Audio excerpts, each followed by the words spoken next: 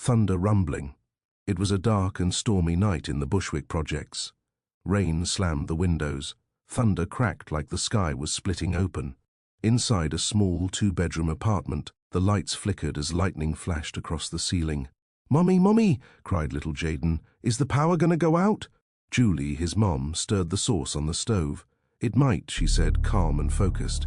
"Now help me finish dinner before it does." On the couch, his older sister Jennifer smirked. "Don't cry, baby boy. The boogeyman's gonna get you." "Stop it," Jaden yelled. "Mom, tell her to stop," Julie snapped. "Enough. Both of you, help me finish dinner. Now." The apartment rattled with another clap of thunder. Crack of lightning. Jaden walked to the fridge. Through the rain-speckled window, he saw people running through the street, umbrellas flipping, slipping in puddles. Then, blinding flash. Boom! Jaden screamed and jumped back. Jennifer laughed until the building shook. And then, "Power down, SFX!" The lights went out. And in the silence, they heard screams. Far away, but real. "What was that?" Jennifer whispered. Julie lit a candle. "It's probably just the homeless man who stays in the stairwell," she said. "Let's just eat and stay calm." They sat together, eating by candlelight, while the storm howled outside. Julie smiled gently. "Let's build a blanket fort in the living room. Make the most of this blackout." The kids smiled. It felt like a little adventure. Phone buzzing. Suddenly all their phones and tablets buzzed. That loud, screechy emergency alert sound filled the room. Julie looked. "Probably just a flood warning," she said.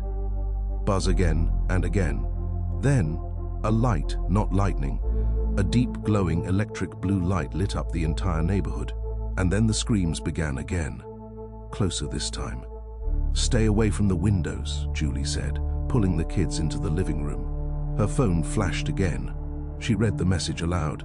"Emergency alert. Martial law enforced. Stay indoors. Lock doors. Avoid all windows." Julie's hands trembled. From the hallway she heard shouting. She opened the door.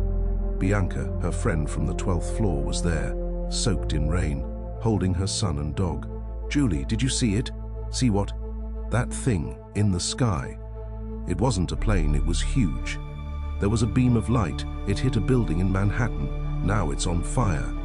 More neighbors gathered, shouting, confused. Josh, their stoner friend from back in middle school, pushed through the crowd. "Julie," he said, serious for once. "I saw it too. It wasn't a plane, it was alive." Bzzz, emergency buzz. Phones went off again. Jaden ran to the door. "Mom, come back." Julie turned. Flash, a blinding blue light filled the building. Then, boom, boom, boom.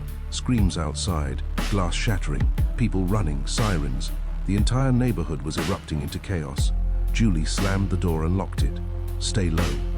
Stay quiet," she whispered to her kids. Outside the window, shapes moved in the sky. They weren't planes. They weren't helicopters. They were creatures, tall, slender, gray, with long, twisting limbs like tentacles, heads shaped like octopuses, and glowing white eyes. They floated down from the blue light. One landed on a nearby roof.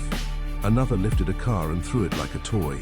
The police tried to fight back, but the aliens didn't care. Jaden clung to his mom. "Are we gonna die?" Julie looked him in the eye. "No, baby, not tonight. We survive. That's what we do." And then, silence. The blue light faded. Just rain now, smoke in the distance, and quiet. But it wouldn't last. Because Jaden, he knew. They were still out there, hiding, waiting. And when the clouds were just right, you could still see that blue glow,